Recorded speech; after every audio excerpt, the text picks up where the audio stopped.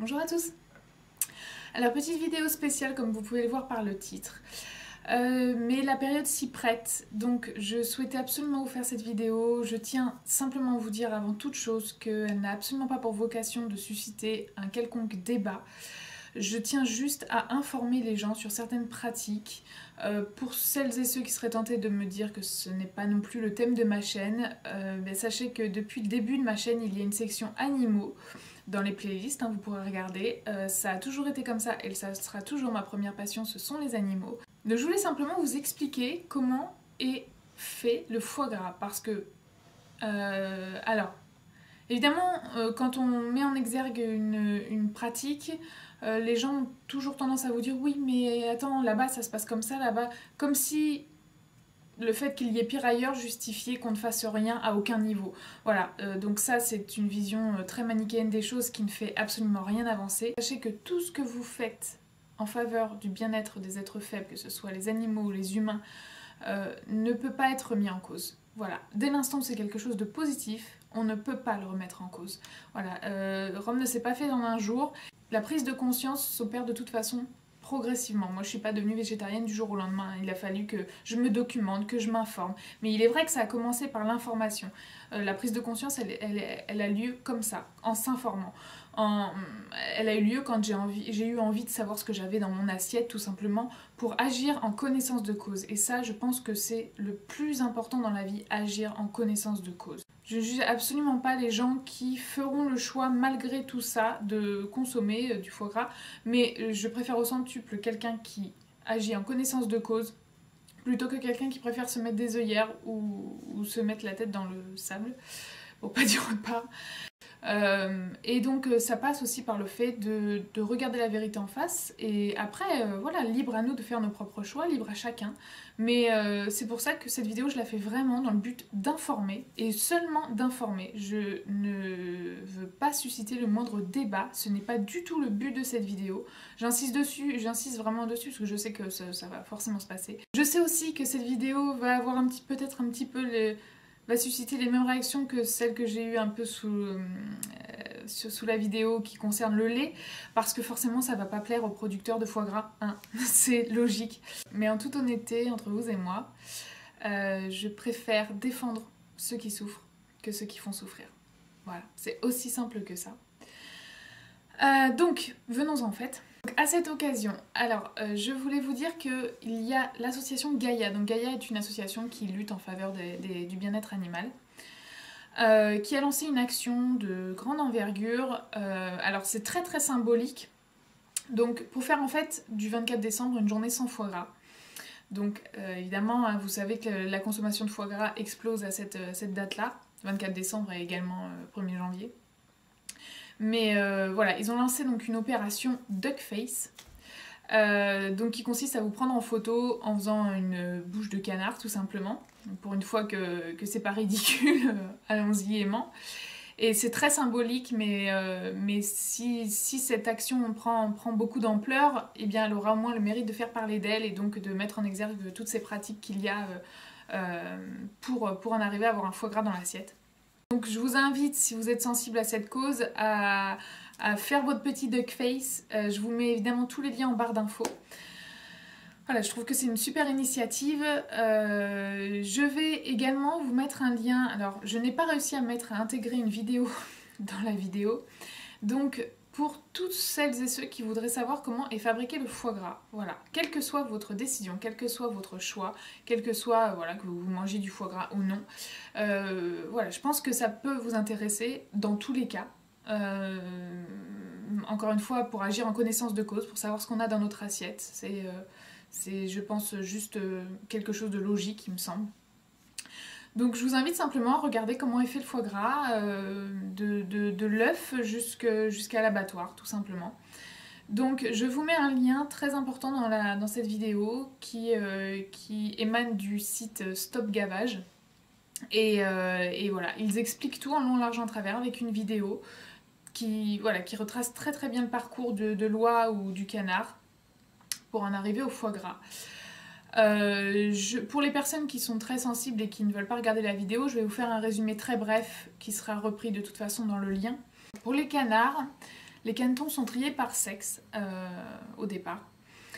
Donc voilà, je vous laisse imaginer ce qu'on fait des femelles. Tout simplement, elles sont broyées vivantes. Voilà. Donc c'est en plus fait, voilà, c'est comme si c'était des objets, hein, tout simplement. On les jette comme de vulgaires objets. Elles sont broyées vivantes. Donc ça, faut le savoir. C'est exactement ce qui se passe aussi pour les œufs. Et je tiens à le préciser, y compris pour les œufs bio. Le bio ne signifie pas toujours qu'il respecte le bien-être animal.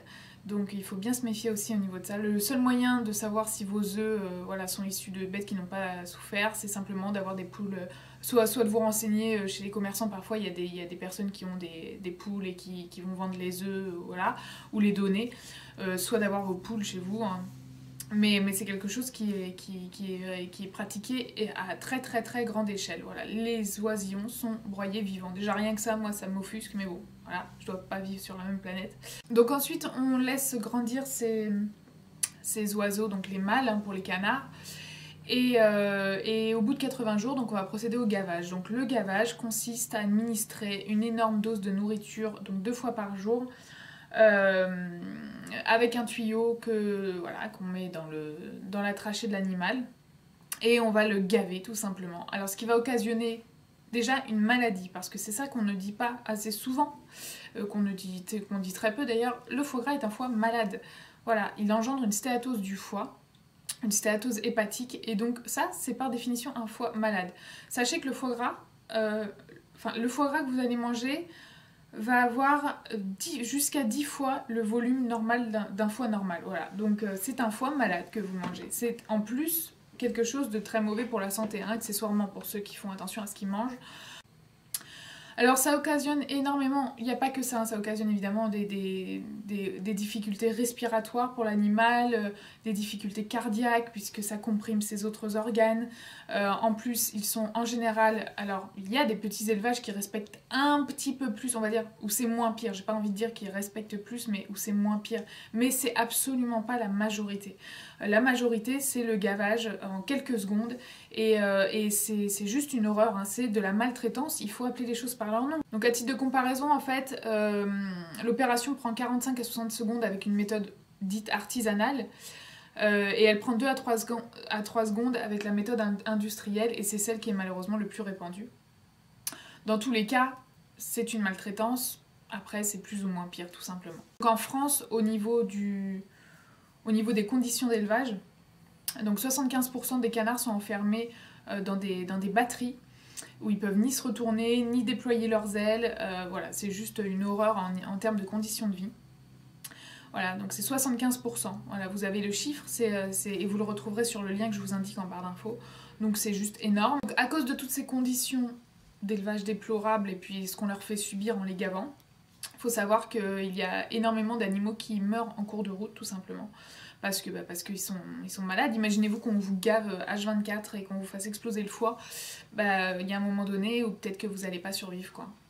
Donc ensuite, comment ça se passe au final pour l'abattage? Alors, il faut savoir que ça c'est à grande échelle hein, pour la plupart des animaux, sauf pour certains types d'abattage. Je ne rentrerai pas dans les détails. Mais on utilise l'électronarcose. Donc l'électronarcose, c'est tout simplement un étourdissement. Donc les animaux, les canards ou les oies sont au préalable donc étourdis. Dans le meilleur des cas, ça se passe tout de suite. Au pire des cas, ça ne se passe pas immédiatement. Et ça, c'est valable hein, pour tous les animaux d'abattoir. Hein. Je tiens à le préciser, c'est que ce n'est absolument pas une science exacte. Il y a des ratés, il y a un pourcentage assez élevé de ratés où les animaux ne meurent pas tout de suite et où ils souffrent pendant parfois de longues minutes. Pour les oies et les canards, comme pour les autres animaux, il arrive très fréquemment que la méthode ne soit pas infaillible et qu'ils se réveillent en cours de route avant la saignée, tout simplement. Donc voilà, je vous ai résumé un petit peu la chose pour les personnes les plus sensibles qui ne veulent pas regarder la vidéo. C'est une forme de maltraitance, très clairement. Je pense qu'il faut appeler les choses par leur nom. On va peut-être pouvoir m'accuser encore de prosélytisme, mais honnêtement, j'en ai rien à faire. Si je peux, ne serait-ce qu'informer quelques personnes ou faire en sorte que quelques consciences s'éveillent par le biais d'une vidéo, alors j'en suis juste ravie.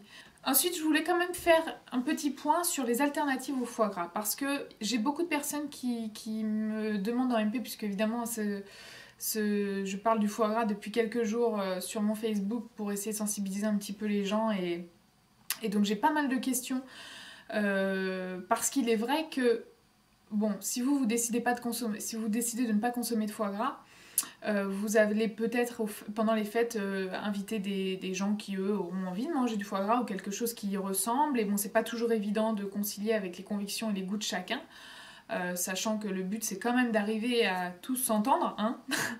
Donc parce qu'on peut, même quand on a des convictions différentes, on peut tous s'entendre, je vous assure que c'est possible. Les alternatives au foie gras existent, il y en a même de très très bonnes que je vous recommande. Alors je vais vous mettre une recette en fait qui est d'un chef qui a fait un foie gras à base de tofu soyeux. Et franchement, j'ai eu l'occasion de goûter et ça crée l'illusion. Parce que oui, il faut que vous sachiez quelque chose, c'est que moi, à la base, avant d'être végétarienne, avant de prendre conscience, j'adorais le foie gras. J'étais une vraie amatrice de foie gras, j'adorais ça. Et donc, voilà, bon, après, quand j'ai pris conscience des choses, autant vous dire que maintenant, ça me rebute au plus haut point. Comme tout ce matraquage publicitaire qu'on voit de tous les côtés, parce qu'on vous montre toujours que, forcément, hein, on vous montre que une partie de la chose et pas tout ce qu'il y a derrière, forcément, et ils vont pas mettre en exergue le négatif.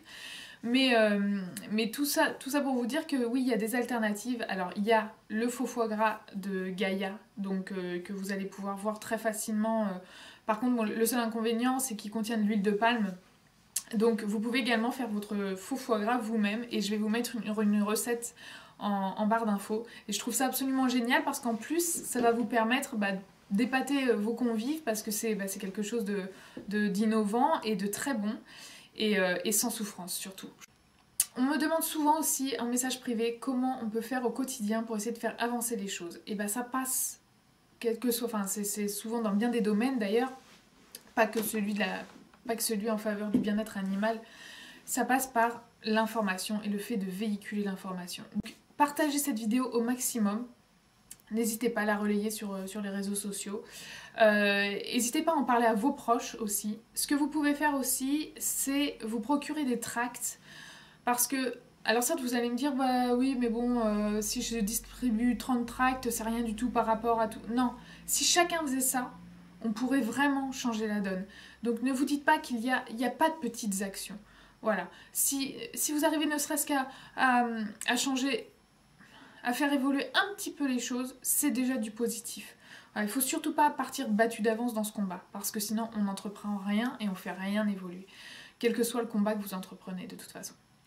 N'oubliez pas une chose, Lamartine a dit, et c'est une phrase que j'adore, comme celle de Gandhi d'ailleurs, on n'a pas un cœur pour les humains et un cœur pour les animaux, on a un cœur où on n'en a pas. Voilà, je vous embrasse tous très fort et je vous dis à bientôt dans une prochaine vidéo. Ciao!